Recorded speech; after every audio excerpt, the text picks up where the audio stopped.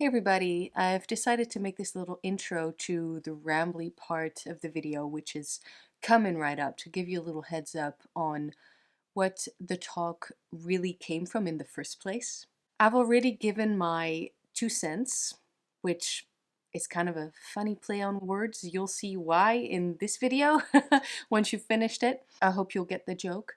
On Mistress Ray's and my poor video in a comment underneath her video, but I'm sure most of you will have seen the video by now. It's been getting a lot of attention. Also some pretty good conversations. I feel, conversation about income inequality, about what decks are worth and what they cost.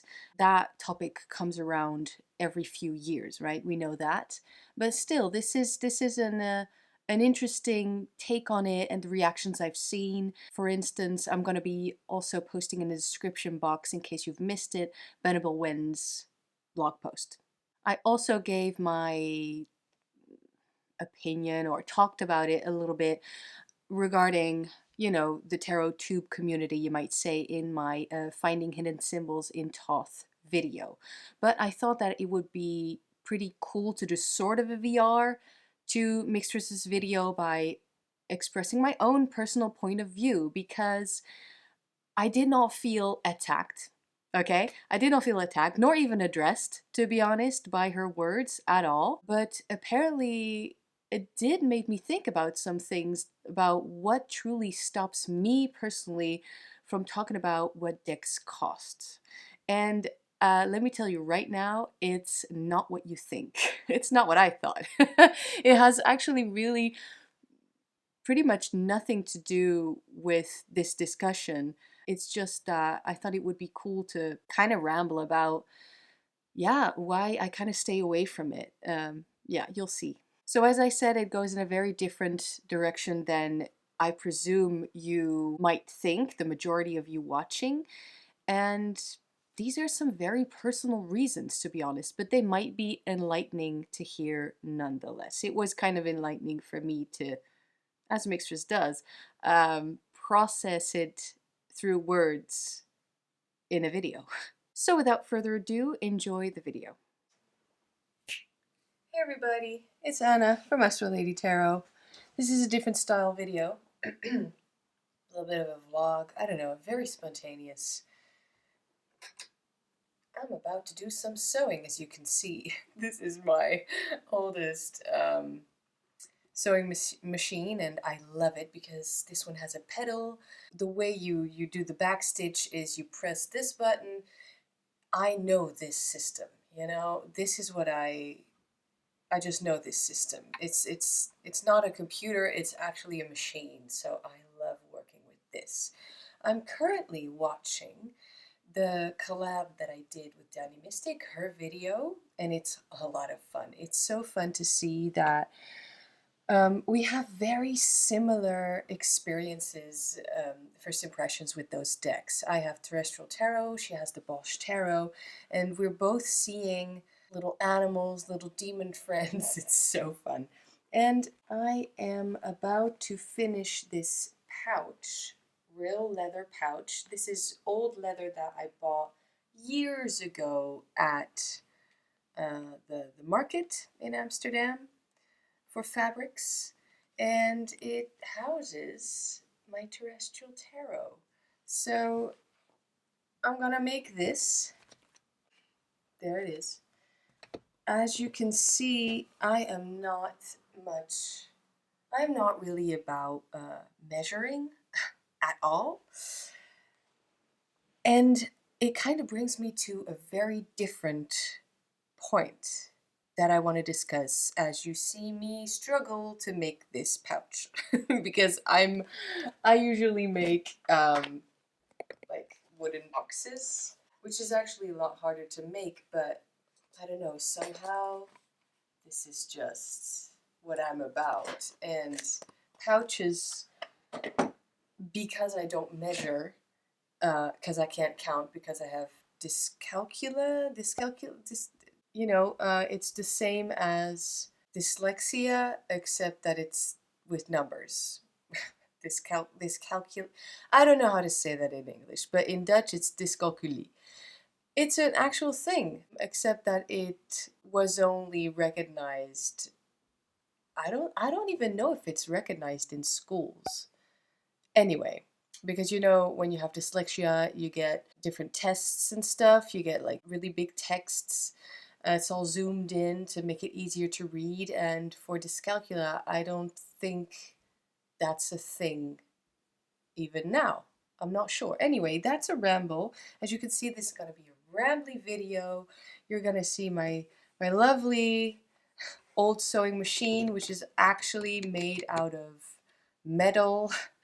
I really dislike the plastic sewing machines. I don't know, guys. Anyway, appliances, it's still, vintage is still, if it works, it means it works.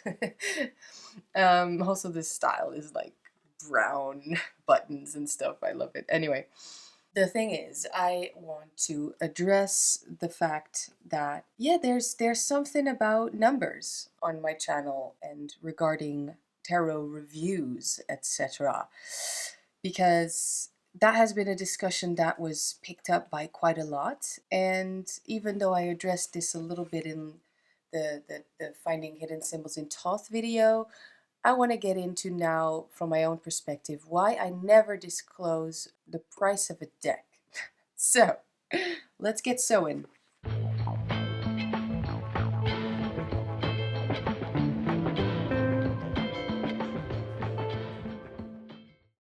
Now, since leather doesn't fray, I just cut it like that.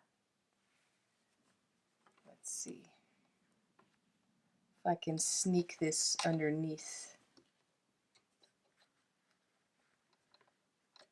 See, now I'm also not big on doing things in order when it comes to sewing projects. Anyway, here we go. Oh, what happened? Oh, good. I have to get started a little bit with this one. Oh, it's like it's like a Murder, She Wrote episode that I was watching last week because, I don't know, I want to get cozy and I know it's fun and it makes me giggle every so often. The last thing that made me giggle, that reminded me of this, is so I'll put the kettle on and you go ahead and warm up the TV set so that we can watch a movie in 10 minutes. I see, now I don't remember those times. I remember times with no internet and stuff like that, and the first computer in an actual separate room in the home, but I don't remember or don't recall having to warm up the TV set in order to watch something. That was just funny.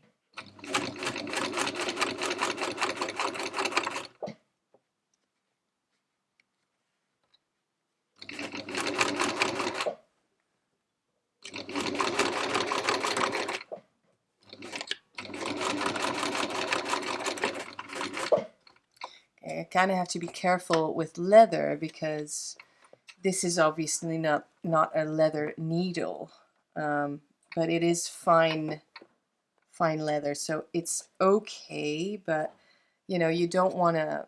Actually, you don't really want to punch extra holes in leather. So the back stitch to make a knot is probably not the best idea. But hey, convenience over anything else, right? Anyway, I've done this now.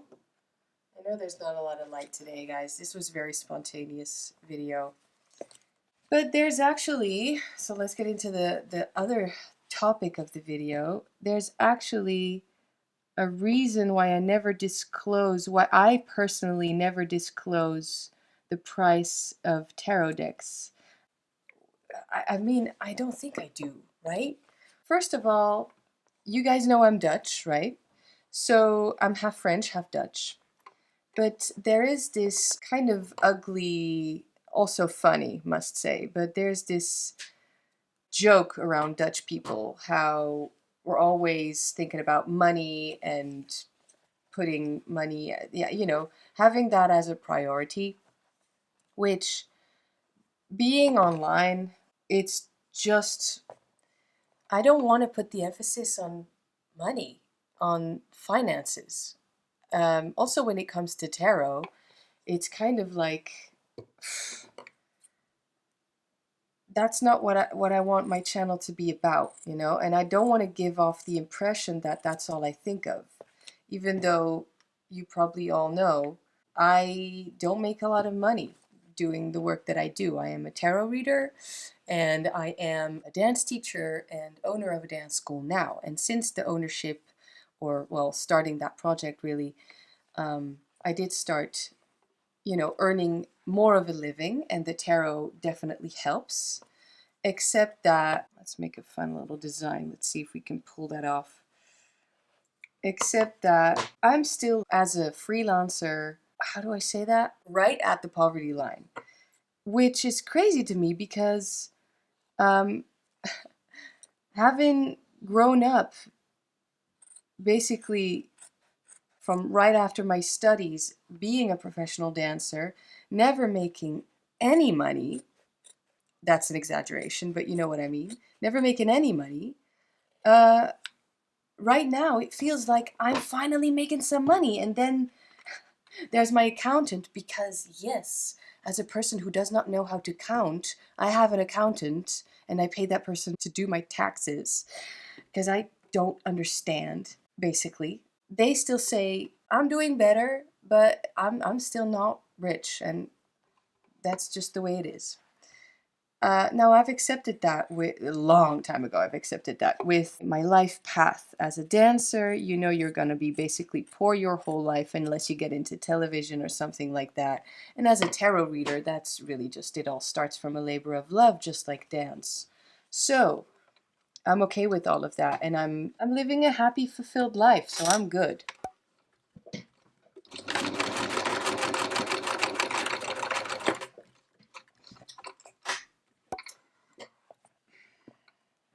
Told you it was going to be a ramble. So there, we got this now. A little flat. That's fun, right? I could stitch this maybe, and then add one of those little press-on buttons, which I think would be good. And then I hate that the top of this tuck box has this. Anyway, so I might slide it in like that. Make a little press-on button, and that will be my Terrestrial Tarot pouch. If you want to know how I did this, let me just show you. Turning this inside out. So first you put two, you fold the fabric right sides together, and you stitch the sides, and then you take a little bit off the corner like that by first stitching it, stitching the other side, checking if it's a right little box shape now, and then you cut off the excess, and that's it. Really quite simple. So I feel I'm jumping from, topic to topic, but the thing is, the reason I never, or I believe I never disclose the price of decks is one, because of the Dutch thing. Honestly, it's true, like Benabel Wen said in her blog post, which I just read this morning, I do consider it bad taste talking about money. It's the way I was raised, in my household, in my family. It's also the environment. There's actually this taboo now when you're self-aware of the Dutch, you know, the Dutch thing, oh, going Dutch, or people on Instagram or TikTok or whatever, online, making fun of Dutch people customs, which honestly, I don't recognize in my daily life. We do go Dutch, but also, actually 90% of the time these days, you just pay for something one time and then your friend pays for something another time, and there's no discussion about it really. Yes, money has become taboo, or the topic of money. I don't think money is a dirty thing because, for one thing, I do charge for readings, for instance. I do charge for my spiritual practice, the time that I share with people.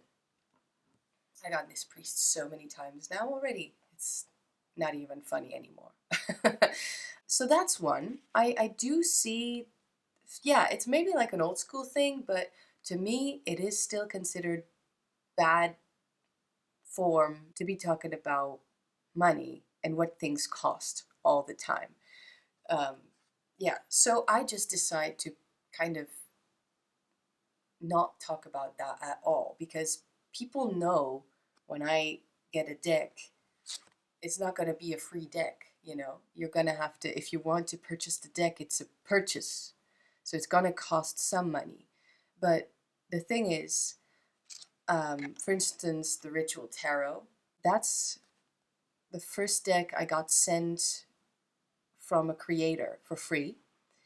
And I do know how much it costs, except that as a person with dyscalculia, I am afraid to say that number, afraid to get it wrong, and also afraid to get it wrong because I didn't, for instance, consider the shipping, or I forgot to include taxes, or I have no idea where to even begin to convert money, to convert from, for instance, euros to dollars, to US dollars, and then there's also Canadian dollars, and then there's English pounds, and then there's, wow, it's just too much for me, guys. I can't do it. So if you want to know what a deck costs that I'm reviewing, even though so far it only happened twice that I got it for free, sent by a creator, which I deeply, deeply appreciate. You're gonna have to look it up for yourself. It will be linked underneath the video. But I'm not gonna, that's just like, I can't do it. I can't talk from my personal viewpoint, and I know it doesn't matter, but I thought it would be fun to share because, yeah, so there is something I kind of have to say about this from my point of view. It's like, well, I feel I wasn't raised to talk about money, even though I realize it's an important issue. But if I don't have anything particular to share about it, then I'm just going to leave it to somebody else and talk about what I do know of, because I don't know anything about money or numbers. Then there's just the fact that I don't understand numbers. The only moment, and there again, it was tarot that saved me. The only moment where I started loving and understanding numbers is when we started the study of numerology, thanks to the tarot. Because now, at least numbers 0 and 1 until 22 make sense to me. That's numerology. I had a client say to me once, wait, I have to look that up. Here it is. Numerology makes sense to people who are not mathematically inclined. That made me laugh out loud, and it still does. I am far from mathematically inclined. I am the opposite of mathematically inclined.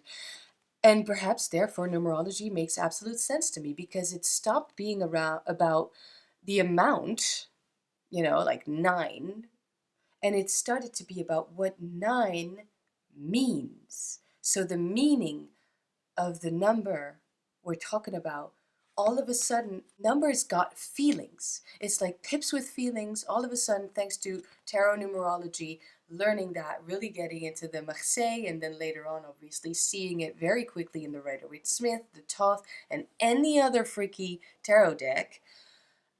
From then on, it started to make sense. They started to have a story to tell me something. I always knew, well, I didn't always know, but I started with Rider-Waite-Smith, as you probably know. And Four of Swords, I knew what Four of Swords meant, right?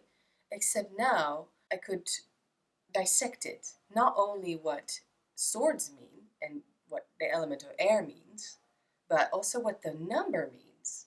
And not just what it means, but what it tells us, what story it has. And therefore also the feeling it conveys. Yes, numbers now to me have feelings.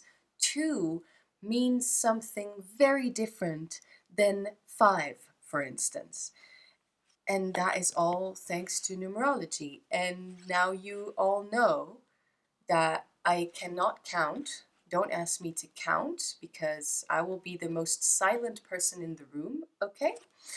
I will leave it to somebody else. And that's the main reason why I personally don't disclose the price of decks. Then, of course, there's reason number 3, because somehow all good videos they come in threes, or we're talking about 3 different views on the matter, is just my taste in tarot decks, because the one I'm holding now is a vintage one. Therefore, I can tell you what it cost me, except what is it gonna tell you? You know? I can tell you what it cost me exactly. What is it gonna tell you? You're not gonna be able to go to a store and get that deck for the same price because it's no longer in print, it's out of print. But that point actually brings me back to the even new decks. I'm kind of afraid to say what it costs because I'm afraid to get it wrong.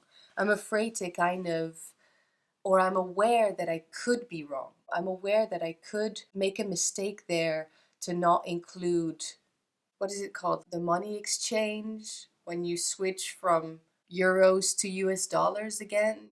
Making a video in itself is a lot of work. That too.